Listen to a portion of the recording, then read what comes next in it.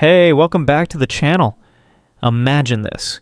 Your brain is the most powerful weapon you'll ever have, but most people never learn how to use it. We're surrounded by distractions, phones, computers, social media, but when life gets real, none of that can save you.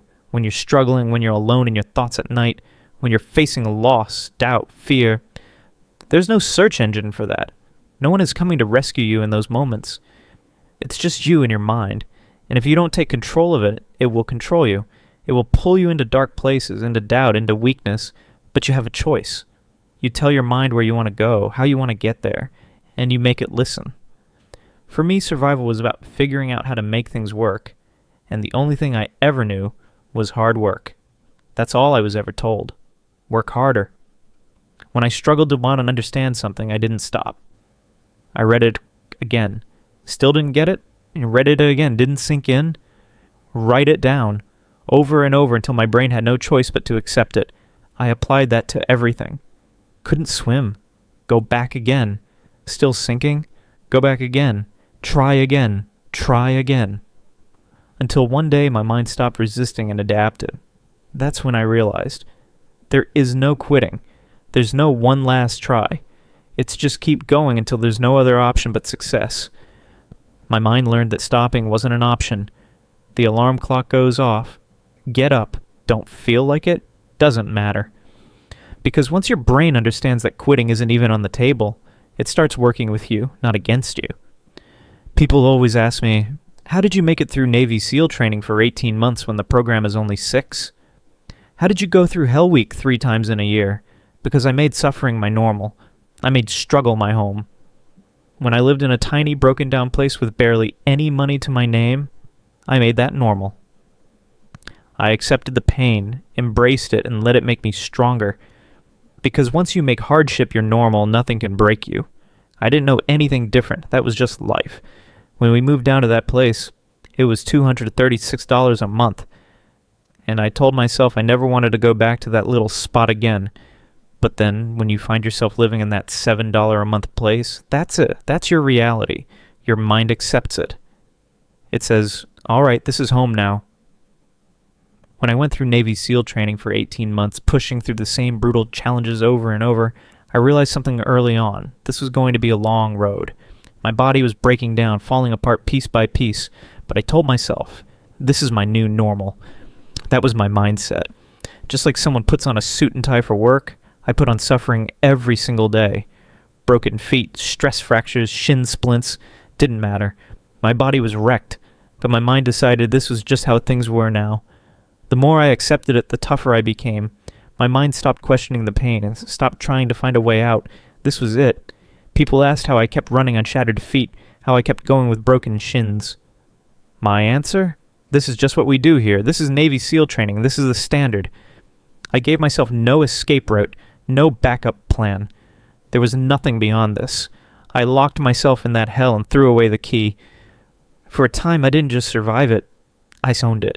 I became the boss of my suffering, the CEO of my own pain. That was the only way forward. You don't tiptoe through hardship, you become it. You step all the way in and refuse to step out. I remember weighing 297 pounds, out of shape, stuck in a life that felt like a dead end. The most terrifying thought wasn't the struggle in front of me. It was the idea that this could be my forever, that this version of me could be all I ever was. I really thought I was giving it my all back then. That was the scariest part. I believed that version of me, working for Ecolab, spraying for cockroaches, making $1,000 a month, was operating at 100%. Turns out I was nowhere close. Years later, I crossed the finish line of SEAL training 106 pounds lighter, and I realized just how much more I had inside me all along. We push forward without realizing what's truly inside us. Not until we give everything, until we commit in a way that becomes an obsession. That's when the real work starts. It's not always fun, not meant to be, and that's how you know you're in the thick of it. When people hear my story, they assume I enjoy suffering, but the truth is, I just understand how the mind works. I was a scared kid with nothing to hold on to, so I built my own foundation by studying the mind, by understanding pain, fear, and resilience. And when you learn how to push past limits, you unlock a feeling that's almost invincible. Not all the time, of course, but when it matters most. You know you can tap into a place inside you that won't let you quit. That's what changes everything. Then, when you realize that you can push forward with broken legs, when you see yourself going through something brutal while everyone else around you is at their best, and you're still there, still fighting, it gives you a power most people never discover. The mind is wired to protect and to shut down when things get too hard. But if you override that, if you learn to keep moving, to push through, it rewires everything. There's a moment when pain is overwhelming, when everything in you wants to quit, but instead of focusing on what's hurting, you focus on the fact that you're still standing. That shift in perspective is everything. If you look at yourself and say, I'm broken, I won't make it, you've already lost. But if you say, I'm broken and I'm still here, I have nowhere else to go but forward, that's when the real power kicks in. When suffering reaches its peak, anger fades. It's not about proving people wrong anymore, it's about surviving, about pushing past the point where most people stop. The fire inside has to burn so deep that nothing can touch it, down to the core, where nothing can destroy it. And you don't find that unless you spend time in the struggle. No one can hand it to you.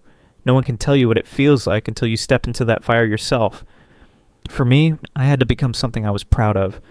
I needed to wake up and see a version of myself that I respected, and I knew that wouldn't happen unless I held myself accountable. Every day, every moment, I had to be honest with myself. There were no shortcuts, no easy way out. That's what real suffering is. Being accountable when no one's watching, pushing through when no one will ever know how hard it was. People talk about peace, about finding comfort. But peace doesn't come first. You don't start with peace, you earn it. You go through the suffering, the failures, the trials, and that's where you discover who you really are. If you find peace first, great. But for most of us, real peace comes from facing everything that once held us back. It comes from overcoming, from standing in the middle of the storm and refusing to back down. That's the only way. And once you've walked through that fire, nothing and no one can take that from you.